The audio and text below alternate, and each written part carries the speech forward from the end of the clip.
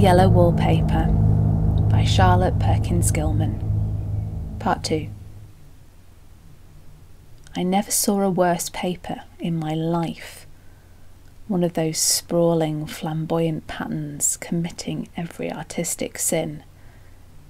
It is dull enough to confuse the eye in following, pronounced enough to constantly irritate and provoke study, and when you follow the lame, uncertain curves for a little distance, they suddenly commit suicide, plunge off at outrageous angles, destroy themselves in unheard-of contradictions.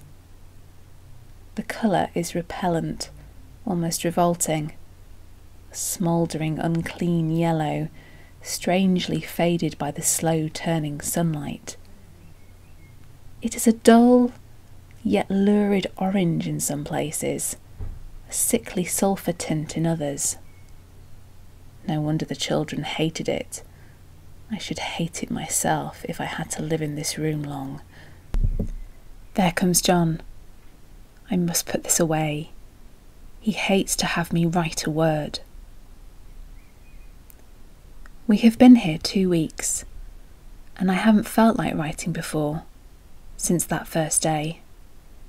I am sitting by the window now, up in this atrocious nursery, and there is nothing to hinder my writing as much as I please, save lack of strength. John is away all day, even some nights when his cases are serious. I'm glad my case is not serious, but these nervous troubles are dreadfully depressing. John does not know how much I really suffer. He knows there is no reason to suffer, and that satisfies him. Of course, it is only nervousness. It does weigh on me not to do my duty in my way. I meant to be such a help to John, such a real rest and comfort, but here I am, a comparative burden already. Nobody would believe what an effort it is to do what little I am able, to dress and entertain and order things. It is fortunate that Mary is so good with the baby, such a dear baby, and yet I cannot be with him. It makes me so nervous. I suppose John was never nervous in his life. He laughs at me so about this wallpaper. At first he meant to repaper the room, but afterwards he said I was letting it get the better of me, and that nothing was worse for a nervous patient than to give way to such fancies. He said that after the wallpaper was changed, it would be the heavy bedstead, and then the barred windows, and then the gate at the head of the stairs, and so on. You know the place is doing you good, he said. And really, dear, I don't care to renovate the house just for a 3 months' rental. Then do let us go downstairs, I said. There are such pretty rooms there.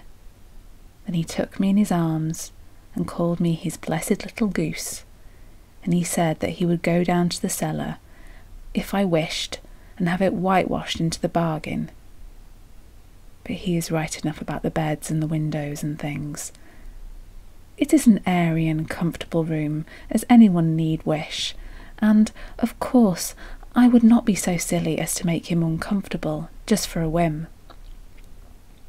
I'm really getting quite fond of the big room, all but that horrid paper. Out of one window I can see the garden, those mysterious deep-shaded arbours, the riotous old-fashioned flowers, and bushes and gnarly trees. Out of another I get a lovely view of the bay and the little private wharf belonging to the estate. There is a beautiful shaded lane that runs down there from the house.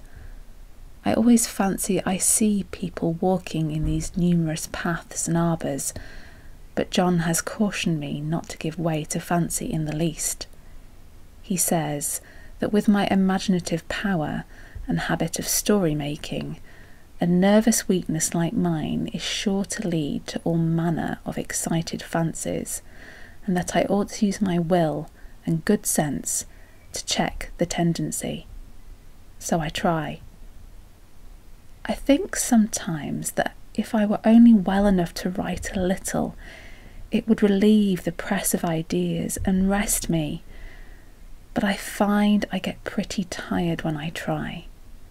It is so discouraging not to have any advice and companionship about my work. When I get really well, John says we will ask Cousin Henry and Julia down for a long visit, but he says he would soon as put fireworks in my pillowcase as to let me have those stimulating people about now. I wish I could get well faster, but I must not think about that. This paper looks to me as if it knew what vicious influence it had.